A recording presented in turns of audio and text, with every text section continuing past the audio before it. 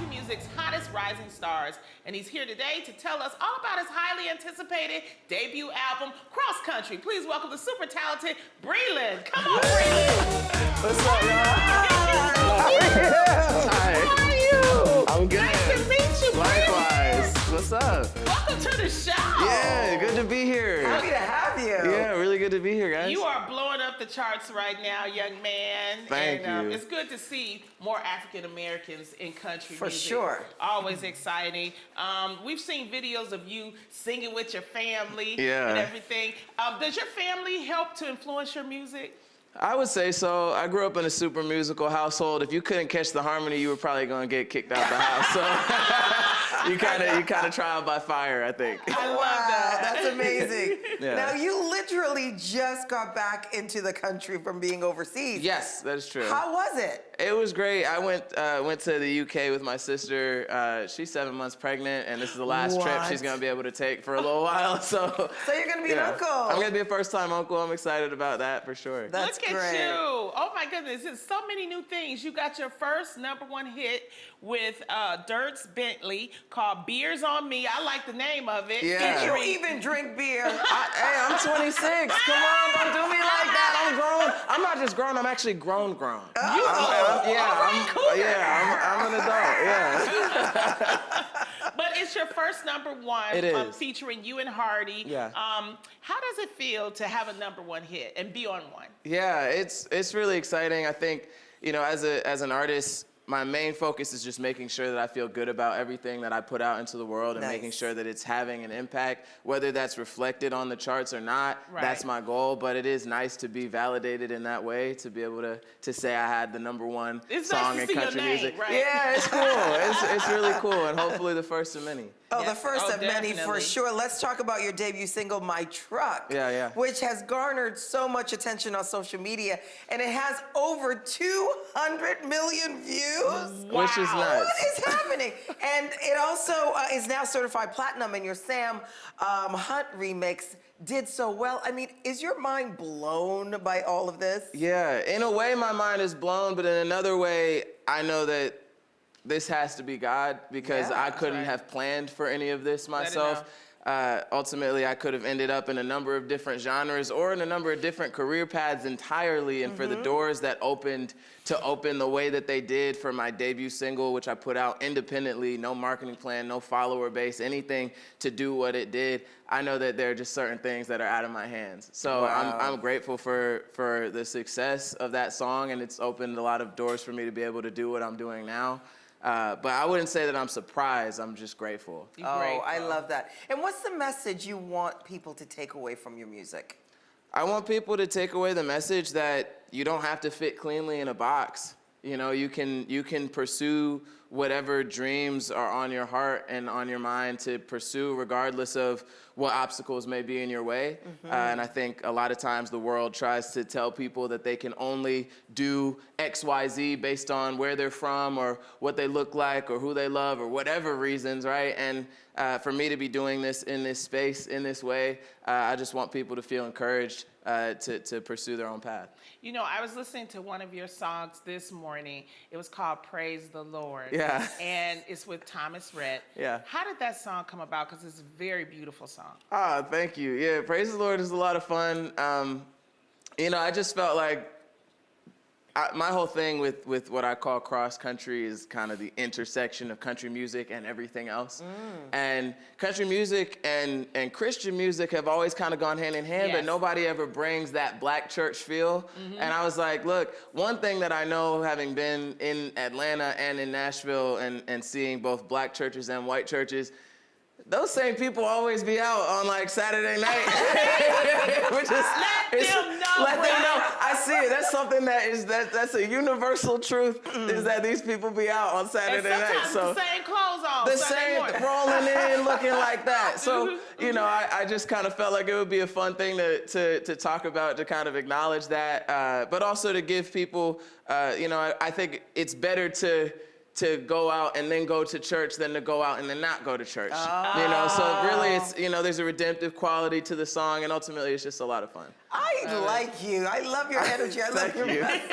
This is great. It. Let's talk about, you had a sold-out, star-studded lineup with artists like Nelly, Brittany Spencer, Kane Brown for your Breland and Friends charity event. Yeah. Tell me about that amazing night. It sounds incredible. Yeah, it was a really special night. The Ryman Auditorium in Nashville is a really historic location. Yes. It's been around for 150 years. Yeah. Really at the heart and soul of country music and a lot of other genres too.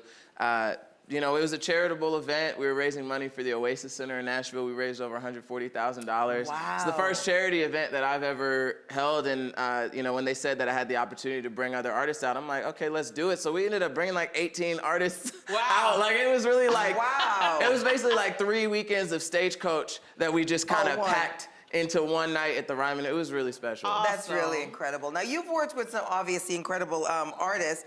Is there anybody you would like to work with that you haven't? Yeah, I'm trying to get Drake on a country song, man. Oh! He's always talking, you know, Memphis Yes. roots, Houston, Atlanta, Vegas. I'm like, come on, Drake. Get him. Yeah, let's get Drizzy on a country song one time. Well, you know what? Look right into what camera? Can Which you look- camera do look we into have? This Come camera. on, Drake. Don't do me dirty. We need to get you on a country song, get you talking spicy.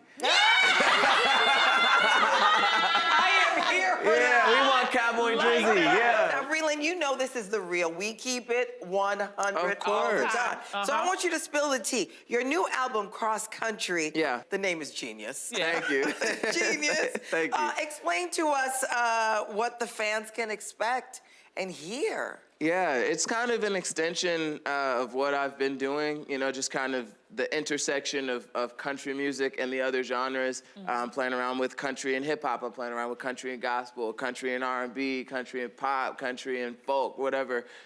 You know, just trying to find those intersections because I think country music as a genre has been very siloed away from the other genres. We might see Dua Lipa and DaBaby hop on a song, but we don't see those types of cross-genre collaborations with country music a lot of times. And I feel like when you can bring those genres together, you bring different types of people together. And when you bring people together and give them common ground, it's a really powerful thing, that unification. So Cross Country as an album, I'm just trying to bring forward a bunch of new takes on what country music can sound like and hopefully be able to bring people together. Now, you know, earlier in the interview, you were saying how you could have taken other opportunities, but you fell into music. Can you expand on that a little more? Yeah, you know, I grew up on a lot of gospel music, was living in Atlanta, writing a lot of R&B and hip-hop music for different artists, and ultimately I love music regardless of genre, but country music to me felt like a space that I would be able to have a bigger impact because I loved the storytelling within country music, but I felt like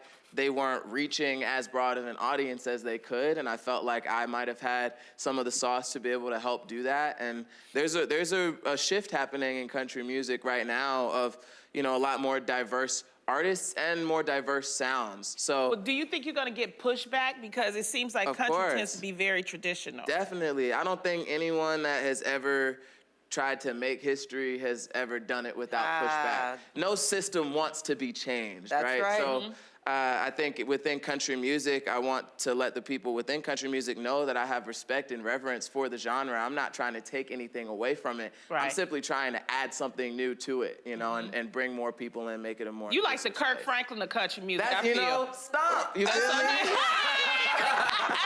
you with that?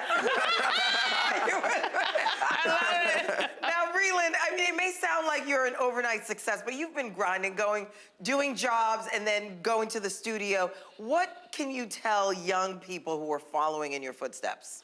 How hard you worked. Yeah, you got to work hard. You know, the talent will only get you but so far. Yes. I think it's a combination of talent, ability to network and connect with people, and then having the discipline to work hard consistently. And if you lack any of those three things, it probably won't happen for you. And I think a lot of people think just because they're talented and they look good, they might have a following on social media, that things will happen. Right. But you have to really develop your craft and take the time to learn how to write a song. If you can learn how to record yourself, the more things you can do yourself, the less you have to rely on other people and the more control you have over your success.